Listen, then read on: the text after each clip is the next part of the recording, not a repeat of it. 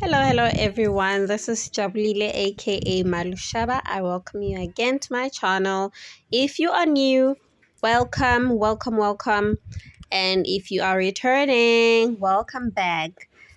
So today we are foraging again, and basically I'm showing this so that you can see that I came here a couple of days ago, and this was the situation with these tomatoes. So I thought, okay, I'll come back again.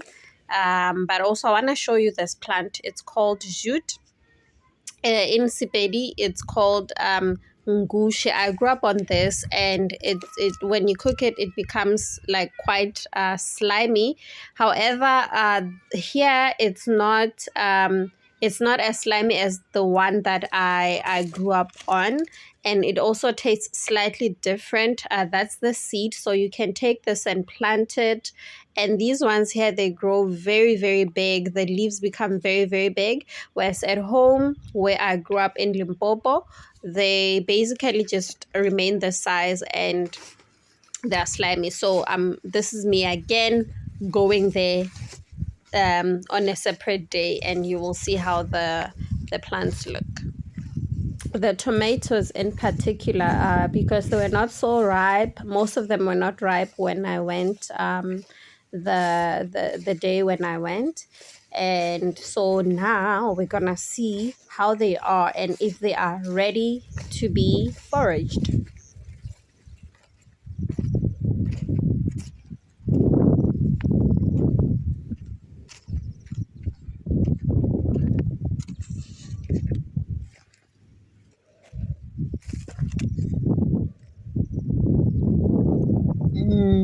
As you can see, guys, there's a lot of red, orange, almost orange.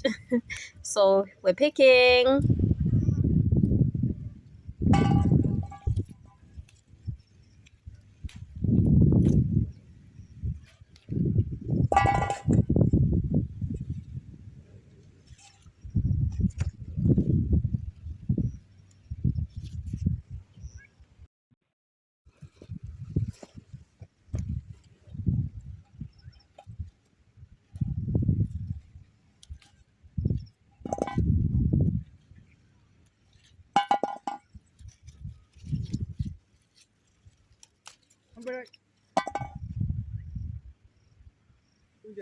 Yep. So when I pick my tomatoes, I like to mix them up. I like to mix the red, the orange, and the almost orange but still green, because you know the process is of ripening. They start out green and then they become orange and then they become red. So I like to get them when they are now starting to go towards the orange.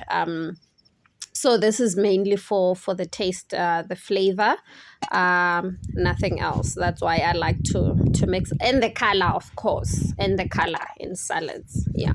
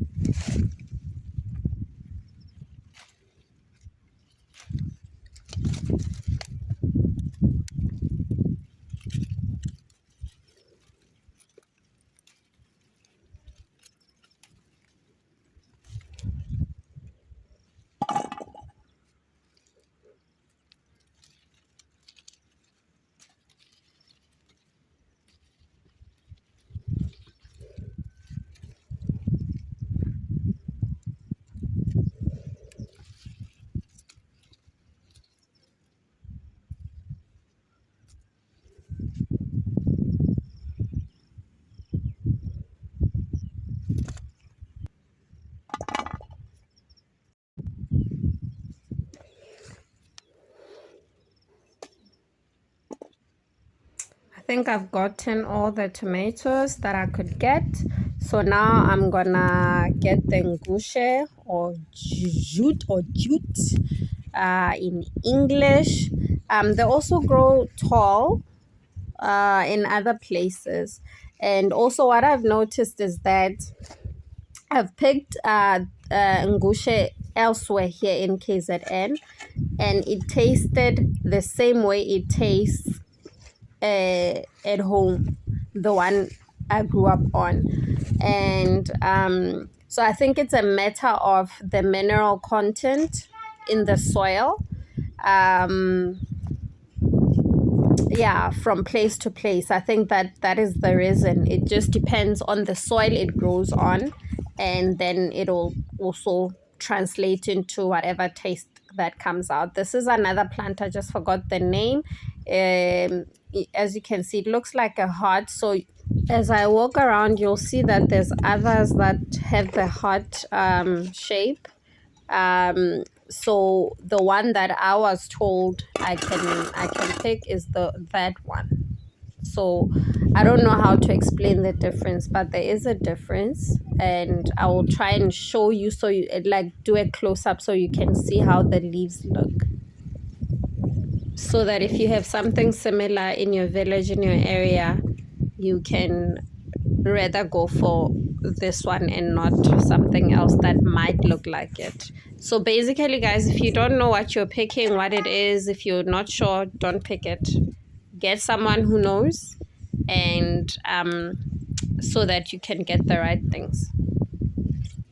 You'll see, guys, that I'm picking a lot of ngushe jute. It's one of my favorite greens, favorite, especially the one at home, guys. If you're not into slime, you're gonna suffer, so it will not be for you. I have a friend who she's not like uneasy, but it's my favorite. And also the others are a bit bitter, so I only picked this, just a little bit of the hard one, so that it doesn't make everything bitter, so just a little bit. This here is a pumpkin, butternut greens. These are butternut greens growing here. We've already gotten a butternut or two from this. See, that one was eaten by some animal. So yeah, we're gonna let it grow and get more. This is what we've got so far. I'm gonna go and get a little bit of amaranth, also just to add a different flavor, and again just to also make sure that it doesn't become bitter because of those other hearty shape ones that I got.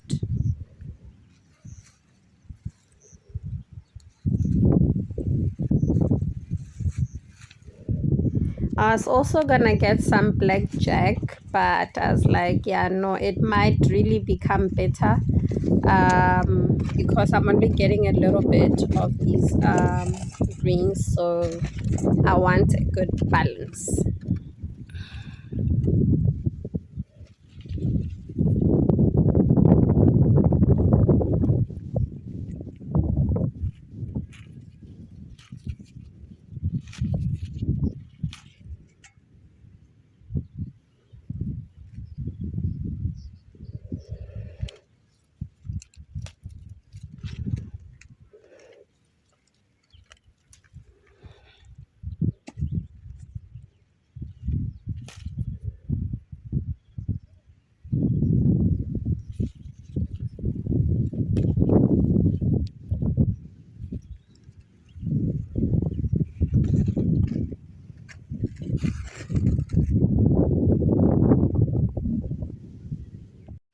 So like I said, I would show you it. It's a type of vine, if I can call it like that, since it does climb onto other trees. It has a so-called heart shape, and this is how it looks. Don't confuse it with other plants that might not be edible. Okay.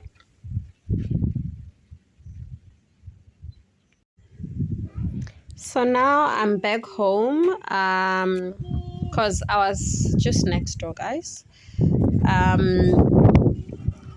I'm picking basil because I thought, let me make a pesto and then let me add basil, because I've never actually used the wild greens in any other way except to cook them. So let me try something different and see how it goes. So I thought, okay, I've got some basil at home. Let me go get some basil. Let's go add and then see what happens.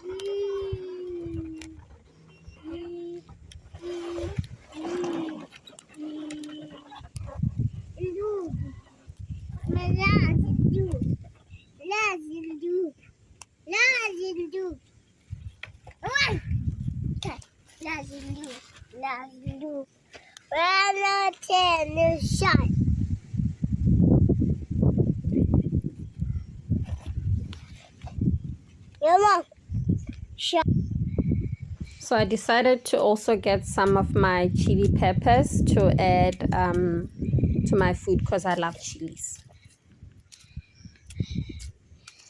Asa no. Asa no.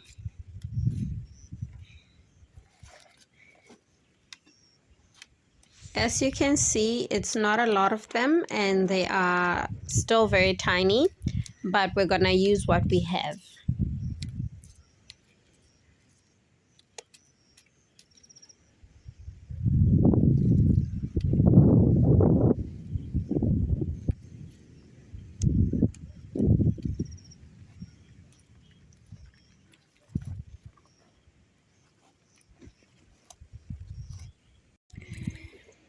So guys, I'm going to show you how to make scrambled tofu.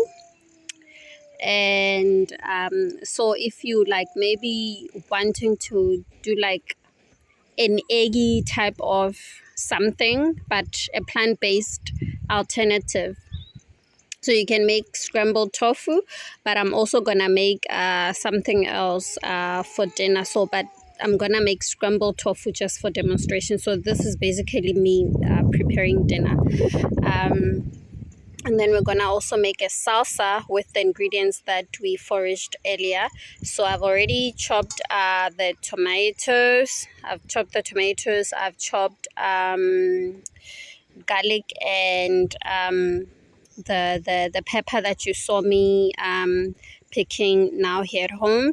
And then this is the basil that I picked as well. I'm gonna, with this as well as the greens that I foraged earlier, I'm gonna make a pesto. I've never made pesto using wild greens, so I'm gonna try it today, and we're gonna see how they taste. I'm gonna mix them with basil. So this is also for the red and the white onion. They are for the salsa that I'm gonna make, as well as the avocado. Now I wanna just give you a tip, guys.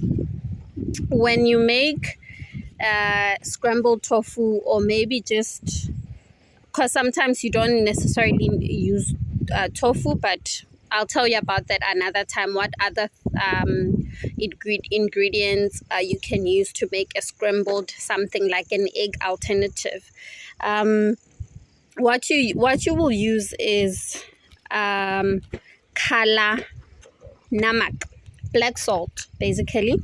So I'm gonna show you, let me just do this. I'm gonna show you the difference between kalamanak as well as, I'm gonna use this container here to show you.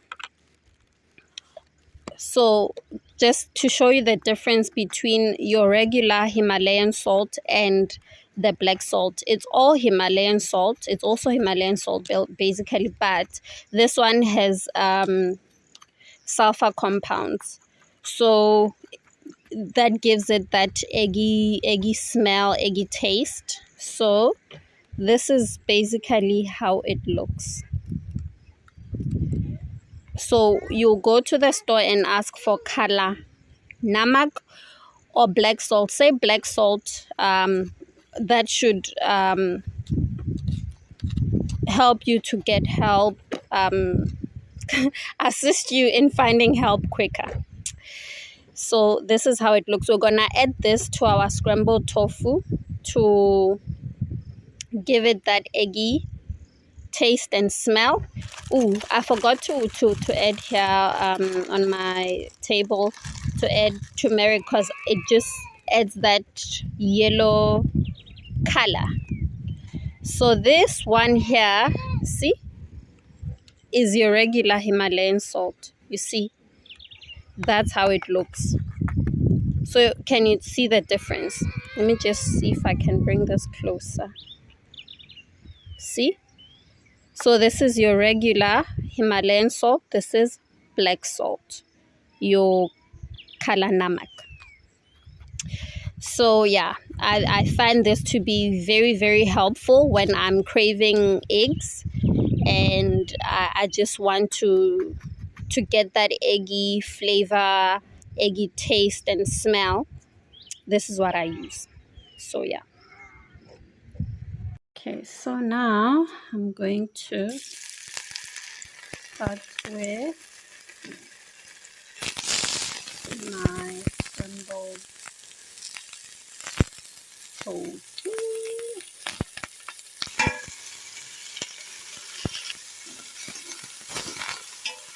Add a bit more oil because my tofu was frozen, so it has a lot of water. I didn't drain out the water, so I just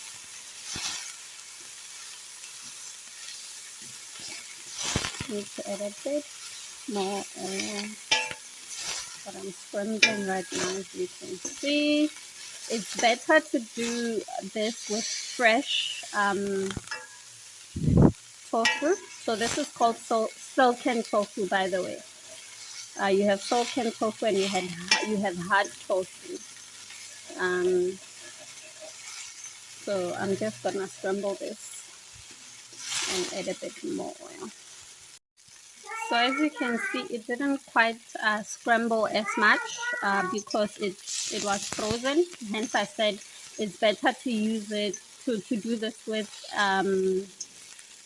fresh silken tofu. So I'm just gonna add the black salt and then the turmeric, and then that'll be it.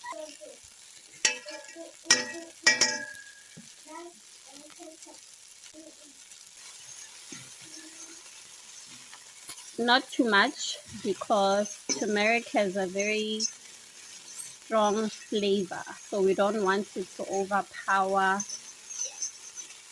and overpower the black salt and the tofu and just take over.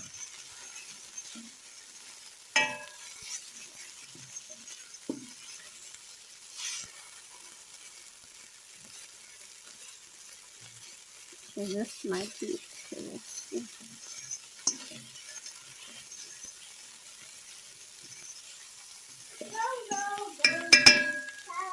Just a little bit more. And that's it. Done. This is the same tofu, but this time spiced, fried with some sweet chili sauce. Okay, this is the final result of my scrambled tofu. Although my tofu didn't quite scramble, but if you use fresh tofu, like I said, it will scramble easily and nicely. And on my right, next to the salsa, I have the pesto, and guys, it is absolutely amazing. Yeah, I'm gonna do this more often now. So yeah, I hope that you will also share if you do end up making the scrambled tofu or whatever else that you might want to do with tofu, because tofu is quite versatile. The silken tofu, it's quite versatile. You can make ice cream, you can bake with it, you can make so many things. So yeah, I'm gonna go and enjoy my meal.